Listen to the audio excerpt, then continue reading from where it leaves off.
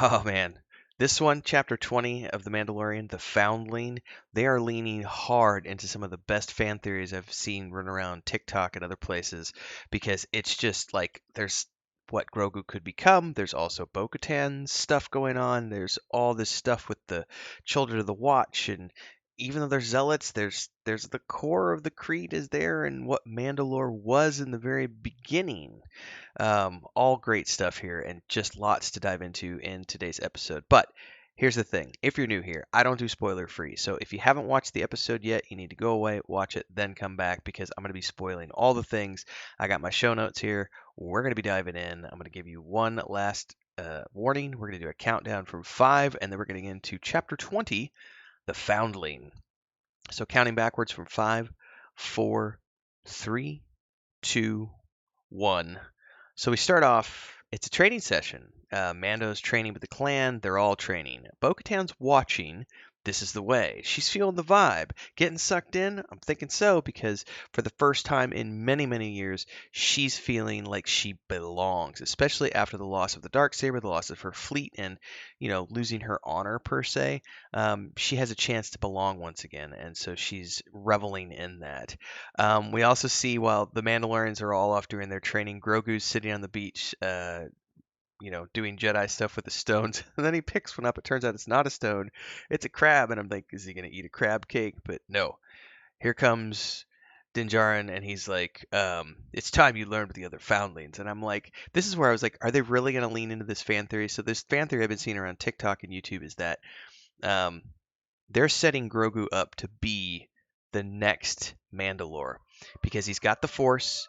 He's going to be able to use the lightsaber, sorry, dark saber, and he's already shown that he can manipulate and influence the minds of animals, which means he's probably going to tame the mythosaur at some point. And someone posted this the other day where if you look at the shadow of the mythosaur skeleton of the head from below and the shadow that it portrays up on the wall, it has Grogu's ears because the tusks, the way they curl up, if you look at it at the right angle, the shadow looks just like Grogu as if he were wearing a helmet. And I'm just like, oh my God, you guys are all crazy. But it could be legitimate. Like it's I don't know, there's could be something here. Um, but they want to pair. Din Djarin wants to pair Grogu up against the other foundling who just got his helmet, and this kid's a little arrogant. Why doesn't he have a helmet? Is he too young to speak the creed? If he's too young to speak the creed, he's too young to fight. And Din is like, one doesn't speak unless one's spoken to, or one doesn't speak unless one knows. But essentially, shut your mouth, kid. So this is training darts between the two kids. Bo-Katan's low key like, "Don't worry, my dad was the same way," and Din's like, "Don't worry, he's got this." First two rounds go to the other kid, but then the third round comes and Grogu does his little backflips over and back, and then pew pew pew, three blasts to the chest with the training darts, and he won the lesson. And the dad, Paz Vizsla, actually looks at his son, this other foundling, and is like, "One doesn't speak unless one knows." And he's like, "It's a reprimand." And the kid gets all cranky and stomps off to the edge of the water. And now we got a new monster. Only this time it's like this big raptor dragon type creature, which snatches up the kid, takes off to its lair. There's a pursuit here, but they all run out of fuel with their jetpacks. And Paz says it always gets away.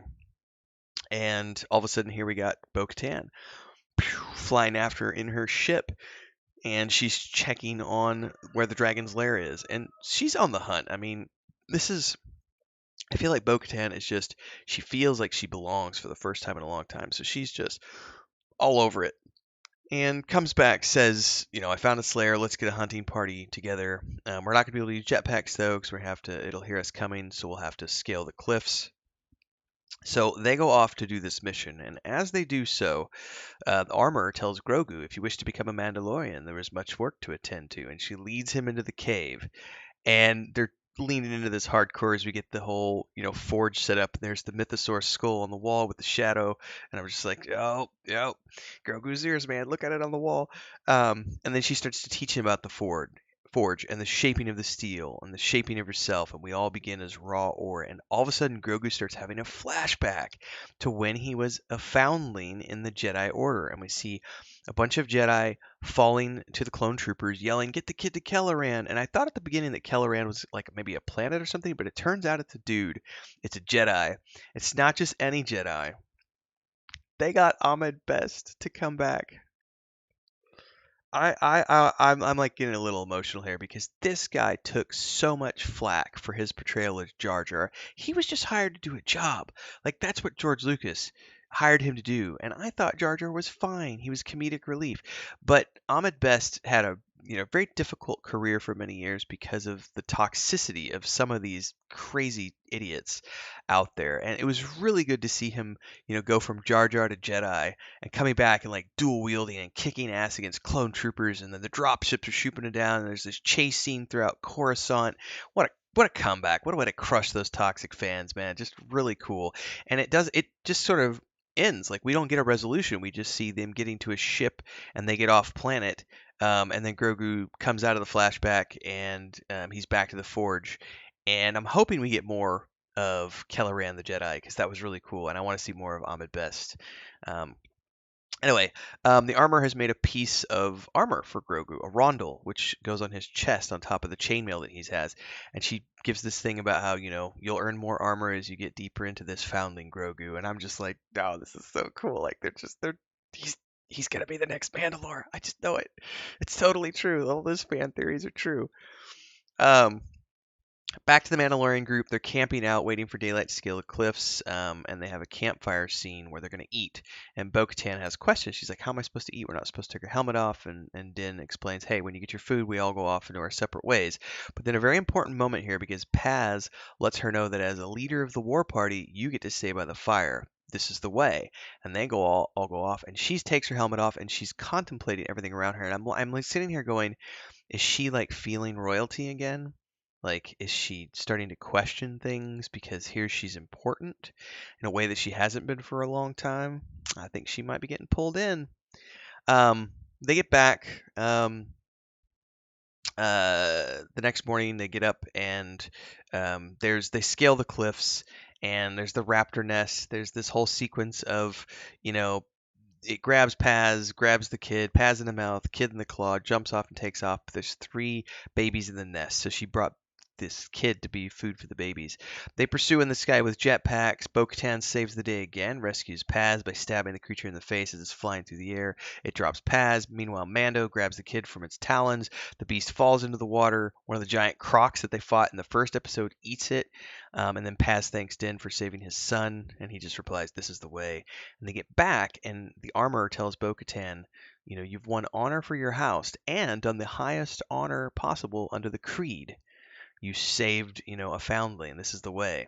And she says, "Well, I didn't just bring back that foundling. I brought 3 more to be trained." And they bring the Dragon Raptor hatchlings off the ship, and I'm like, "Oh, we're gonna have winged Dragon Rider Mandalorians." I'm like, you guys are just like, they're doing so many things to help people like me nerd out because I can't wait to see giant winged creatures with Mandalorians on their back breathing fire and just, oh man, it's gonna be good. Um, Bo-Katan lost a pauldron during the fight sequence in the sky, and the armor asks if she wants her Night Owl sigil, and she actually says, "I actually want the mythosaur on it." And she proceeds to tell the armor, "What would I tell you if I saw one? A mythosaur." And the armor responds, "Well, I would say you were very lucky. A noble vision." And she's like, "It wasn't a vision, it was a real one beneath the living waters." And the armor says that when you choose to walk the way, you will see many things. And Bo-Katan's like, "Yeah, but it was real." And the armor responds mystically, "This is the way." And so it's like, I don't know that she quite believes it or not, but that's just kind of where they end the episode. And I'm just left here going, oh my God, I have so many thoughts. And I feel like the journey ahead for Bo-Katan is going to be really, really troubled because she's always like thought of the Children of the Watch as this, zealotous group of religious nut jobs, and they kind of are. And they were like an ex-terrorist faction, like, right? Like their beginnings, they were not nice people. Um, And so she knows that history, and for her to be starting to feel the pull of this again just goes to show you how badly she wants to bring back the glory of Mandalore. and the glory of the Mandalorians once again. And I see that being a very poignant journey for the rest of this season. But also Grogu, like he's a foundling now, so he abandoned his Jedi training, and now he's become this Mandalorian foundling. And I just those fan theories that we talked about at the beginning of the episode of him potentially becoming the next Mandalore, where he's going to tame the Mythosaur and wield the dark saber. And I have so many thoughts. So many thoughts. I've been up all night. It's been a late one. Oh, my cup looks really weird with the green screen because it's blue. Ooh. Anyway, folks, great episode. 10 of 10 as always. Like, subscribe, hit the bell icon so you never miss an update, and as always, support if you can. Super chats on live streams, premieres, super thanks on the videos. Do the memberships here on YouTube. You can also do super thanks on the YouTube Shorts now. That's a cool new feature this year. And of course, as always, our Patreon page. Don't forget the Discord. Links are down below. May the Force be with you. See everybody next week in the next episode.